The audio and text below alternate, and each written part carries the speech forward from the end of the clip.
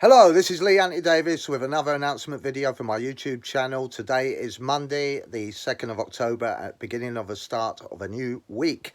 Right, I'm going to go really quick with this video, so bear with me, all right? There's a lot to get through, so I'm going to try and beat my record of 21 minutes, which went out a little bit longer than I wanted to, but I did my best to go really quick. So I'm going to go through everything. Right, here we go then. What's coming up? Well, it's Group of the Week and Contribute of the Week now, and then we've got the birthday announcements, followed by Doctor Who news, more on the updates on my page, group and Instagram account, and then it's my Doctor Who collection DVDs on Tom Baker, Doctor Who quiz question, the answer from yesterday and a new one today, and of course that my comments section and what's coming up. Right, let's move on very quickly.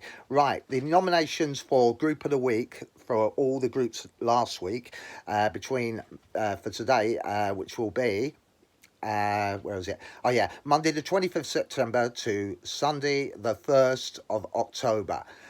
These are the groups that are nominated. This is the ones I selected for Group of the Day, remember? And here they go. Right, first one up, Ian Levine's Doctor Who group, Noonan's Sci-Fi Club, Jodie Whittaker's Doctor Who and Beyond, Blake Seven Fans, Doctor Who 24/7, and the Twilight Zone official group. Right, my selection for Group of the Week will be Blake Seven Fans. Well done to them. And Group Contribute of the Week. Right, here we go. This is obviously from Monday the 25th to Sunday the 1st of October that I selected every day. Here we go. In the running is Alan Seymour, Richard West, Judy Kirkland, Janine Follett, Joe Hatfield, and Maria Skyper Giesler. Sorry, got that wrong. Right, and my selection is for Group of the Contribute of the Week is Alan Seymour. Congratulations to him. I know he had his birthday. He's a friend of mine as well, but I'm not doing it out of bias. I can assure you that. He posted the most yesterday when he came back. He didn't do anything on Saturday, obviously he was celebrating his birthday, but he's a good person and he's got loads of groups on Facebook, so I'd advise you to have a look at them at least. Right, okay then, so congratulations to both of them. I'll post you on Instagram, Facebook, my story and Twitter later on today. Right, moving on, it's birthday time, and today, celebrating their birthday on Monday the 2nd of October, is Barry William Wilson, Rob Mason, Itils Chad, David Maria, Gordon Glover, Keith Grigorich, Richard Ashton, and finally Albert Tomeo. Sorry about that. I apologise, Albert. These people are celebrating their birthdays today, so wish them well. They're on Facebook, Twitter, and all over social media. You probably know them or you don't, but it'd be nice to give them something and say happy birthday, like I did. I always do that, you know, even to the ones I don't know. Anyway, moving on. I've got to stop waffling on here. I've got to move on. I've got to look at the time factor. Right, moving on to Doctor Who news now. David Tennant looks back at his role with fondness as Hamlet. Remember, he did Hamlet in 2008. It was screened on Boxing Day 2009. He really gave the role some pathos. He was playing opposite Patrick Stewart, I recall. I did watch it myself. It was very good. There are many versions of it, but he did it for the Royal Shakespeare Company, remember? It was a very good performance, and well done to him. Now I can see why he's a very good actor. He can play any part. Remember, he was in Harry Potter as well, wasn't he? Anyway, before Doctor Who, and he did Casanova for Russell T Davies and all that. Right, anyway, and he's now back as Doctor Who. Right, moving on. Remember her? Gemma Louise Coleman, who was Clara, fondly remembered by all the fans. I say that with fondness, don't I? She's got a new film trailer out. It's now on, you can see it on Digital Spy, maybe on any social media outlet. It's called Jackdaw. You probably know anyway. But if you want to go and see it, you can see it on Digital Spy, a quick trailer of it. Apparently she's very good. I saw her in The Serpent a couple of years ago. She was bloody good in that. So anyway, so she's got more to her, should I say, string of skills. Her acting toolbox is brilliant. She's got plenty, and she's full of abundance, and you wouldn't recognise her considering what she was to what she is now. She started off in Emmerdale, didn't she? And then she got the big role, Doctor Who, that made her name. And then she went on from strength to strength. She's done a lot of good stuff since then. So her roles, Clara, can be forgiven. We saw a lot of her then, didn't we?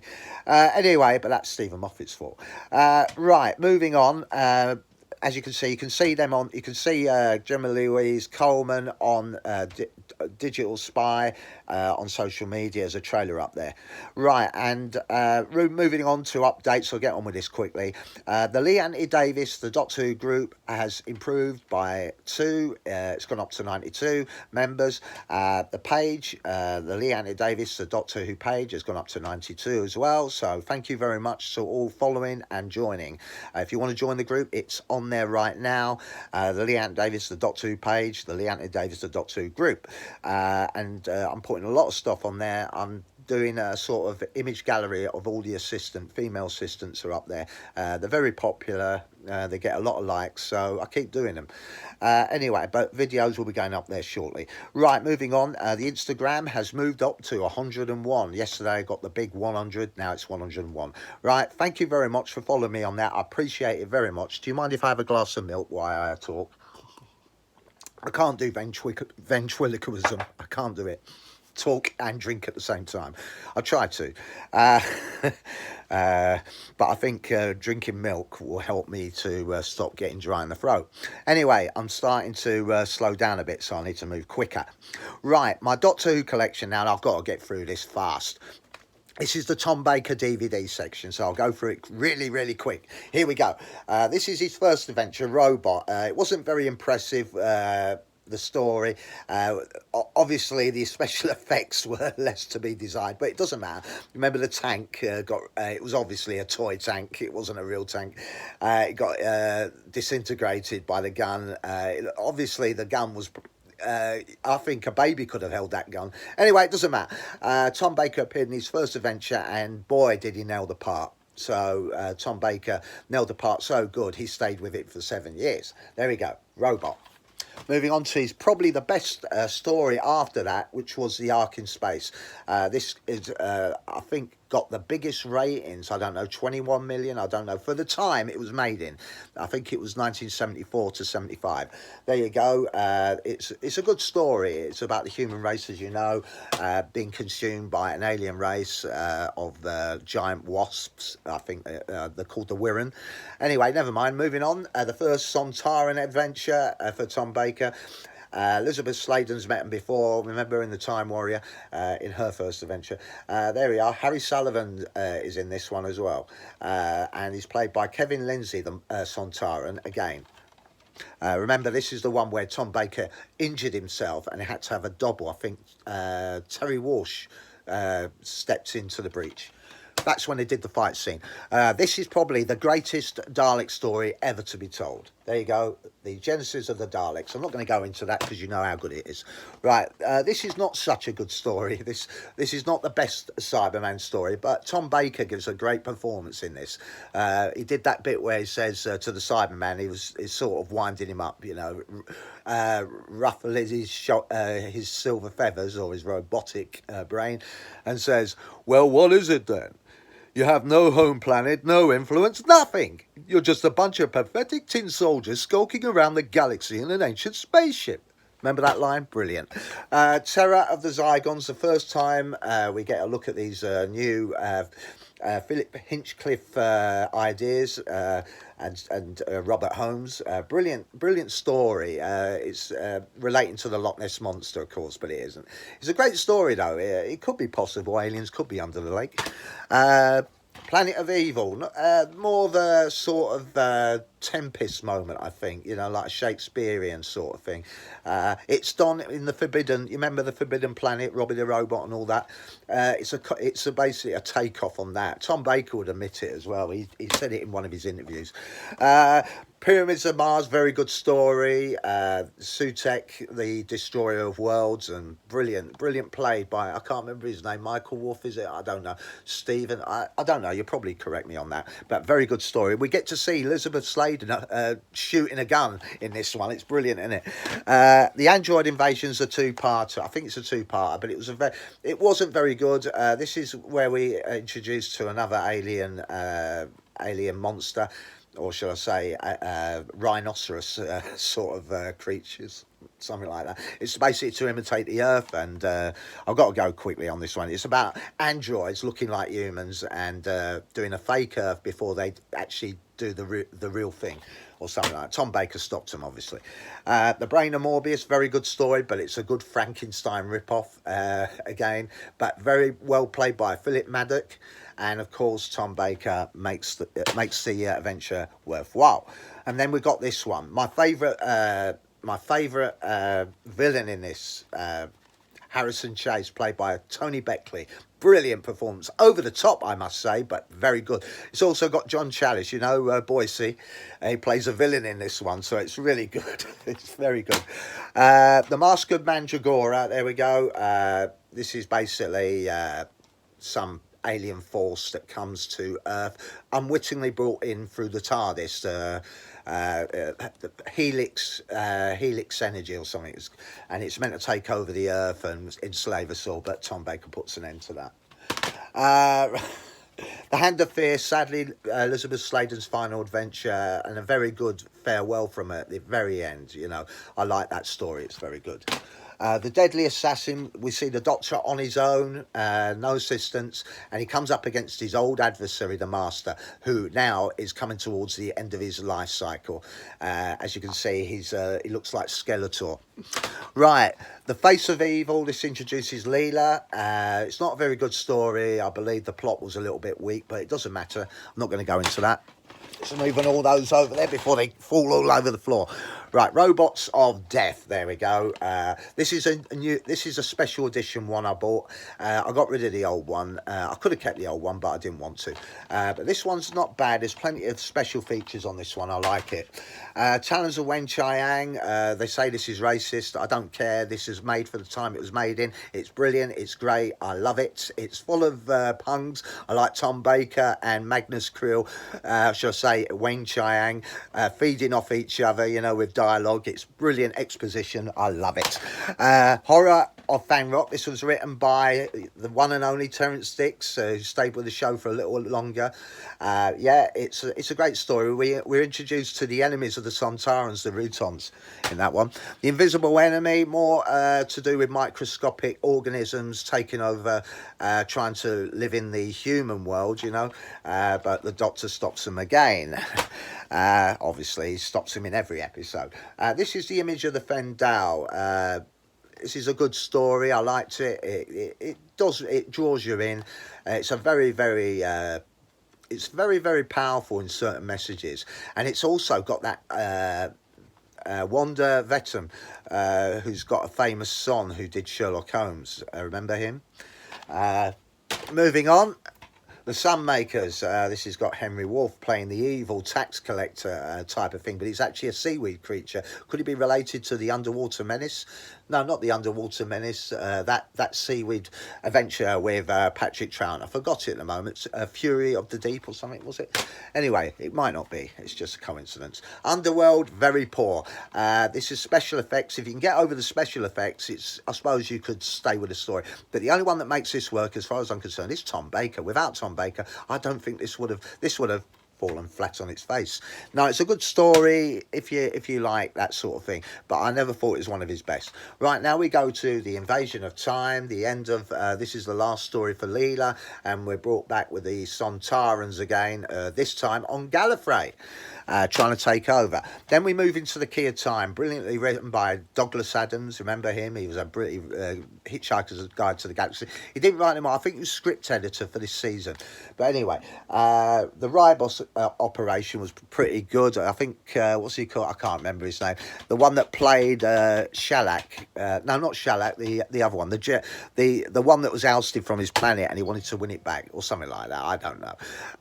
So anyway, it was a good story, but there's a lot of exposition in that one. And we had we're introduced to a crap monster called the Shrivel or something. I don't know.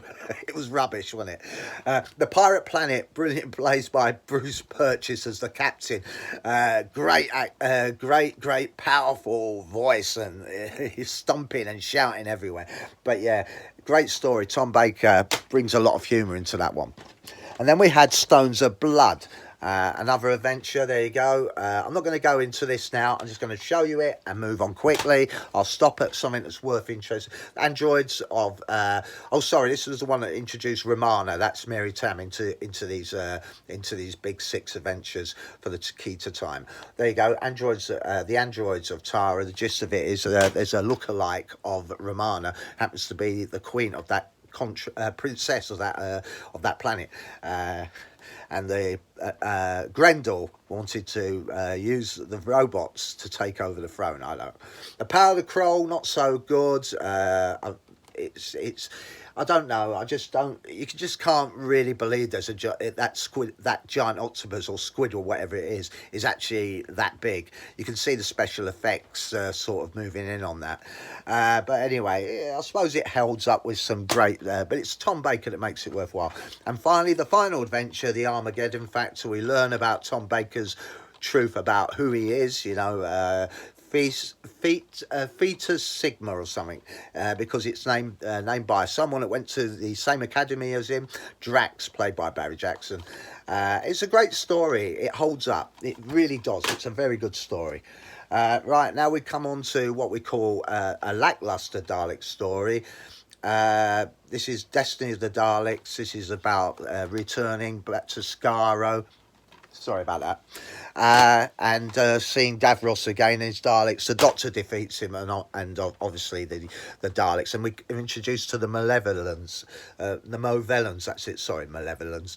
I'm not malevolent. Movellans, the robot race that's fighting the Daleks. Right, okay. This one's probably one of the best ever stories. This is the first time they went to France and filmed this. It's bloody good. Julian, what's his name? Julian something. I don't know. Anyway, it doesn't matter. He's been in Doctor Who before. He was bloody brilliant in this. And of course, we were introduced to Romana too, played by Lalla Ward, who eventually became Tom Baker's wife, as you know. This is the Jaggeroth, another alien race that is trying to save his race by going back in time, and all that business. Right, and then we move on to what is not so good, the creature from the pit. The monster is probably, looks like bubble wrap, a giant bubble wrap thing. There you go. The Nightmare of Eden, this is about drugs, exporting drugs. It's a good story, but there are better. The Horns of Nimon, this is obviously the Minotaur race or whatever they are. There's plenty of them. They did one with Stephen Moffat, a story. Right, I'm going to move on because I'm up 18 minutes now. There we go. The Horns of Nimon. Sharda, the story that was never made. What a pity. The Leisure Hive, the first start of the Tom Baker's last season. The Leisure Hive. Meglos, not very good story. And then we have the E-Space trilogy. Full Circle. State of Decay, Warrior's Gate, the Keeper Traken, which brings back the Master, and finally Logopolis, the end of Tom Baker's era, and the Master brings an end to it. Right, so that's my Doctor Who DVD collection. Tomorrow it's Peter Davison. Right, now moving on, I had to get out of the way. Doctor Who quiz question. Yesterday I asked which actor guest star appeared in Doctor Who the most. And the answer is Michael Sheard. He appeared in 6 times. He was in, let me go through it. He was in The Ark with William Hartnell. Then he moved on to the Mind of Evil with John Pertwee. And then he did Pyramids of Mars with Tom Baker, and he did it again with Tom Baker in The Invisible Enemy. Then it was Peter Davidson's turn to have him in Castrovalva, and then he finished off towards the end of the classics with The Remembrance of the Daleks with Sylvester McCoy. Right, there you go. I've got another Doctor Who question, quite easy. What relates David Tennant to Peter Davison? That's an easy one. You can tell me that in the comments. What's the relation between David Tennant and Peter Davison? What's the connection between David Tennant and Peter Davison? That's the best way to do it. Right, comments. Right, moving on quickly. I'll just read out some of your comments. I'm doing it now. We go to Lost in Space first. There's a few on there. 5 comments. I'm just going to read them. If I can find my magnifying glass. Right, first one. Jonathan Harris didn't care for the new tunic given to him during this episode. He knew Irwin Allen was freshening up the cast outfits for colour production. Read more.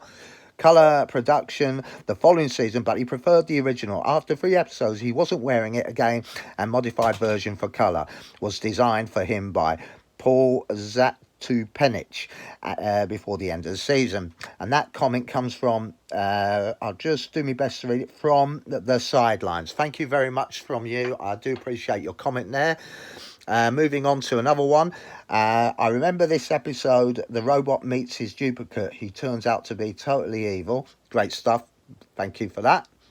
And it shouldn't be Smith on the hook, not off. Sorry, I'll read that again. It should be Smith on the hook, not off the hook. But a thoroughly enjoyable video. Thank you very much. I haven't got time to read any more. There's loads there. Right. What's coming up? Right. I've got Lost in Space, the cliffhanger coming up very shortly. And don't forget, I've got the Sarah Jane page and group coming out next Monday. So I'll be doing a lot of advertisement. I'll probably post it on here on my short story.